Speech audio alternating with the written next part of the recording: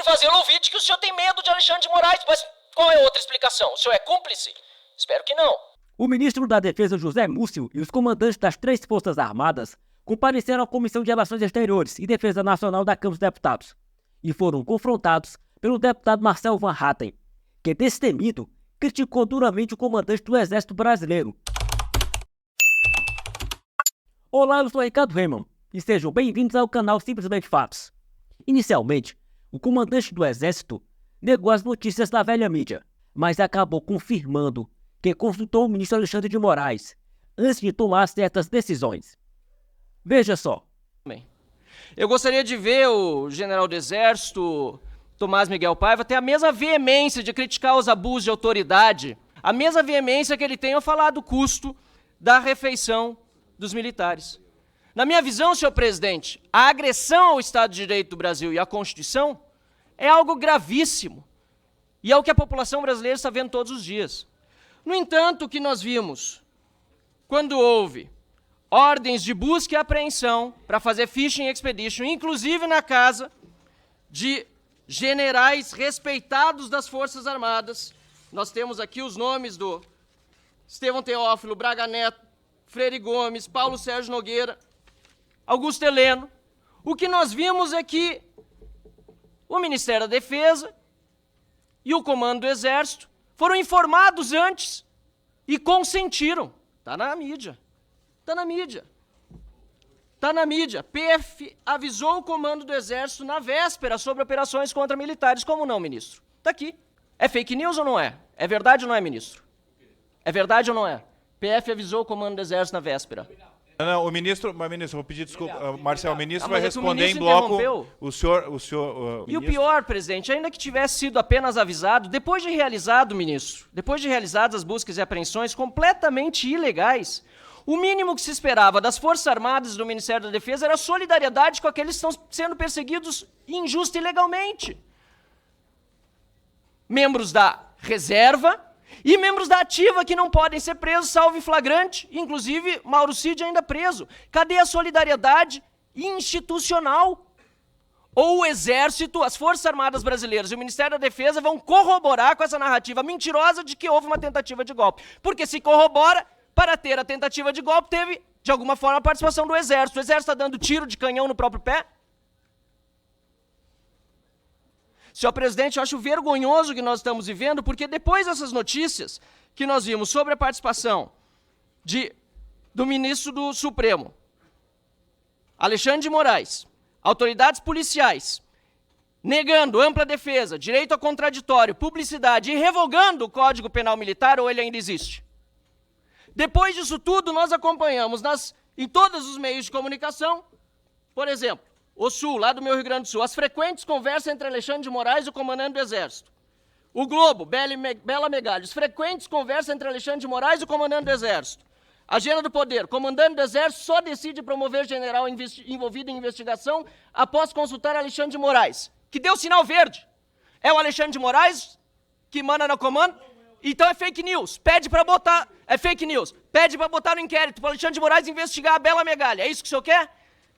Comandante do Exército consultou Moraes antes de escolher general citar no caso Marelli. Fake news, presidente. Peço encaminhar o inquérito das fake news, que o general do Exército proteja a sua corporação e peça ao ministro Alexandre de Moraes que tome providências. O Exército tem medo, pelo que se vê nas notícias. Ou desminta e diga que não. A farda de nada serve, não só do Exército, como das demais forças. Se tem medo de uma pessoa, enfrentem o ditador. Porque a Constituição, até onde eu sei, diz, apesar de eu ter toda a oposição ao Lula, que a autoridade suprema é do presidente da República, mas está aqui. E os fatos descrevem, caro comandante. Os fatos descrevem. Eu não vi nada das Forças Armadas, de fato, dizendo que é irregular e ilegal. Cid está preso. Ilegal inconstitucionalmente. E Vossa Excelência nada faz. O senhor nada faz, nada diz? Eu quero, senhor presidente, dizer aqui que o silêncio fala por si. Porque esse assunto já deveria ter sido debatido há muito tempo. O que nós estamos vendo aqui, nesse momento no Brasil, são processos sigilosos, feitos para constranger e intimidar.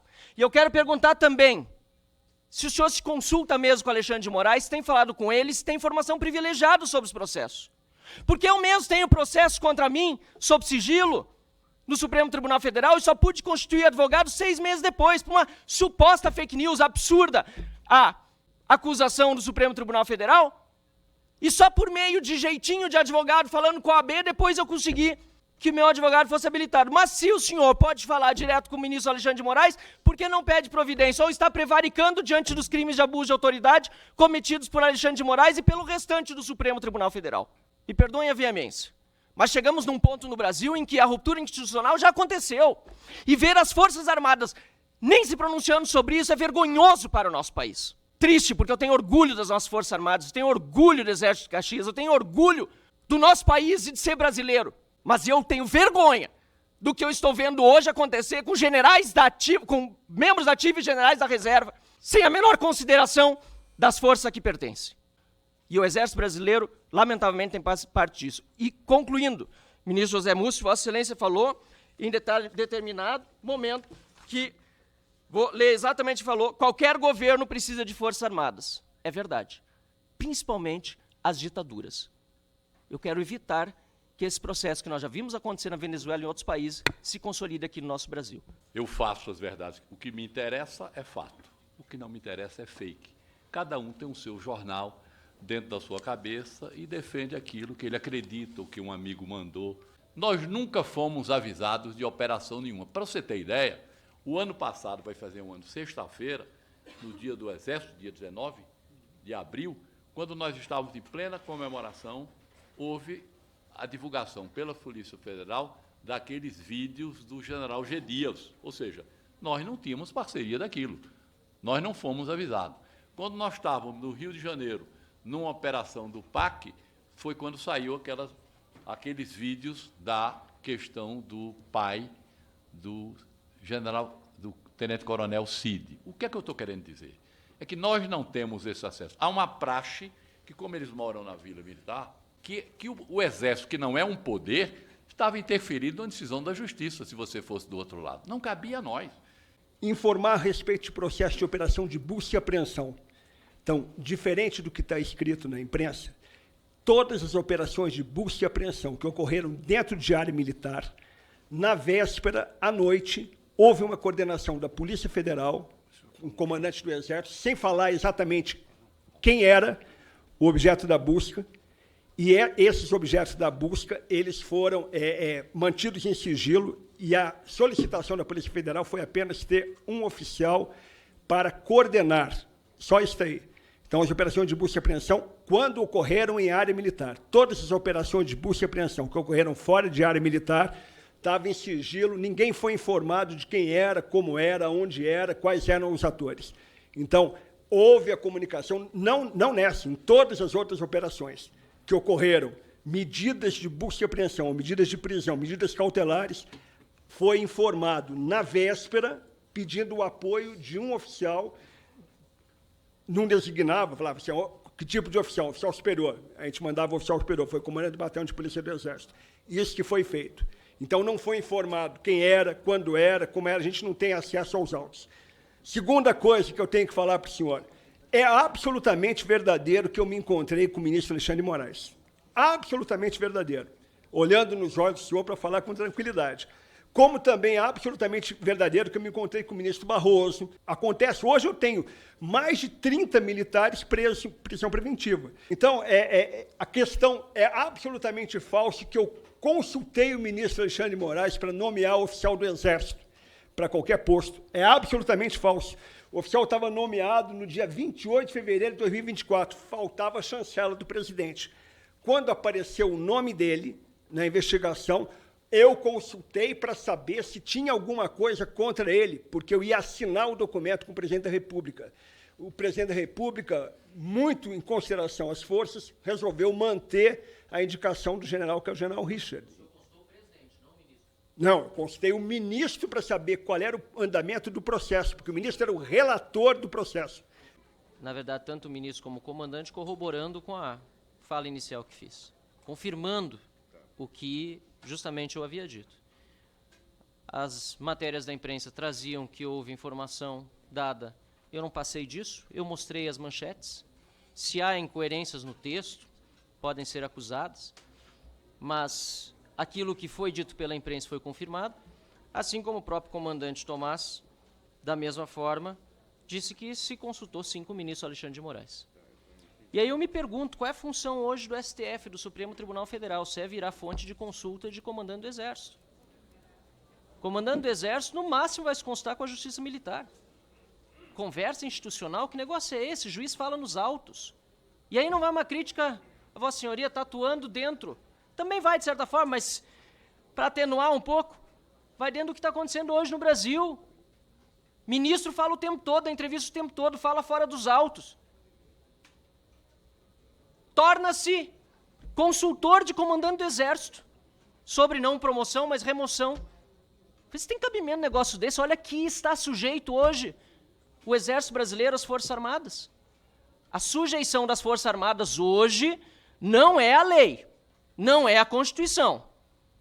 Como disse o ministro, ordem judicial cumpre se decidimos cumprir a ordem. O problema é que a ordem judicial é ilegal, deputado Crisóstomo. É inconstitucional. Não é a Constituição.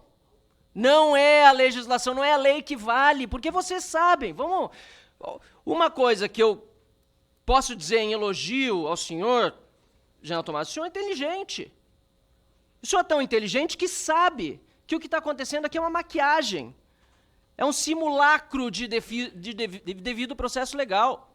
O artigo 69, aliás, do Estatuto dos Militares, diz que é só em caso de flagrante que poderá o militar ser preso por autoridade policial, militar ou civil. O senhor sabe que mesmo o caso, fora do contexto que o senhor citou aqui, teve participação, pelo menos, de coordenação do Exército. Esse negócio de entrar na Vila Militar, como fizeram, para fazer busca e apreensão, o senhor sabe que é absurdo, o senhor é inteligente. O senhor sabe que é ilegal. O senhor sabe que é inconstitucional. E o senhor sabe que está obedecendo a ordem de Alexandre de Moraes, desrespeitando a Constituição.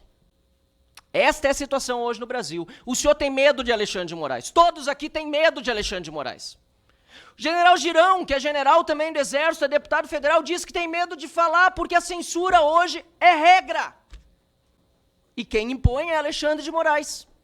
Eu sinto muito vê-lo fardado assim e os demais tendo de ouvir eu dizer um reles deputado federal eleito pelo meu estado do Rio Grande do Sul, a quem represento com muita honra os eleitores, 256 mil que votaram em mim, mas só um deputado federal dentro de 513.